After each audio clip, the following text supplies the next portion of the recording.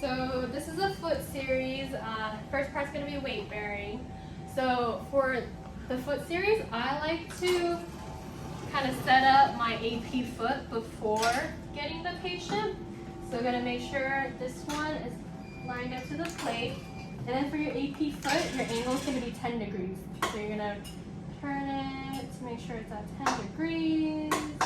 It could be like 0.2 off. So I like to move it to that SID.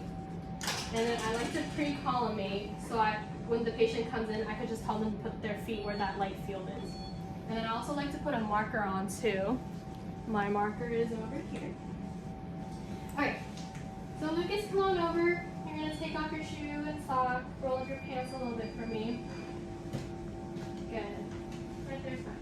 So then for this one, I want you to stand facing me, and you're going to put that left foot onto that light field. So scoot it so your foot is centered to that light for me, okay? Good. And then you want to make sure you get the calcaneus and you get everything right here, okay? And then sometimes patients like to hold on to the tube. Tell them, no, this tube isn't stable, so I'm going to give you something else to hold on to, okay? You can hold on to this step stool with this hand, okay?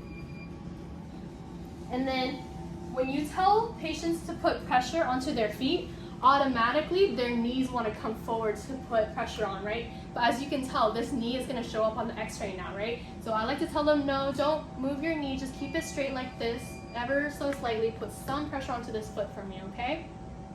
So that's your AP. And for your lateral medial, your angle is going to be 30 degrees.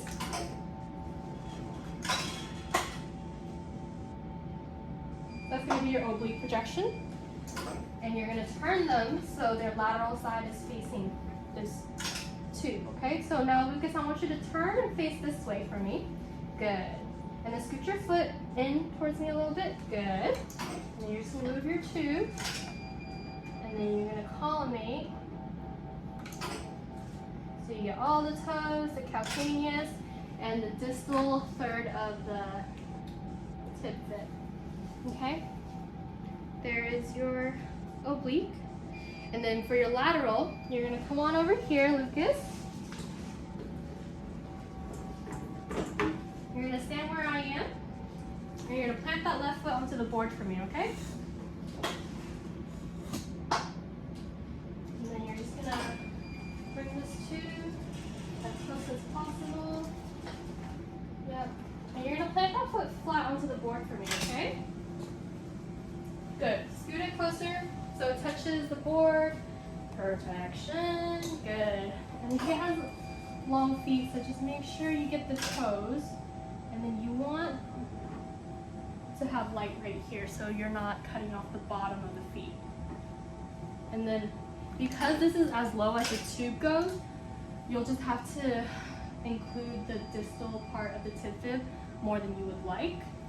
And then you're going to put your marker here. And then same thing, I like to tell the patients, make sure your knee is in line with your ankle, okay? So bring it back a little bit. You want a perfect 90-degree angle. And then you're going to put a little bit of pressure onto that foot for me. Good. And then there's your lateral weight-bearing foot.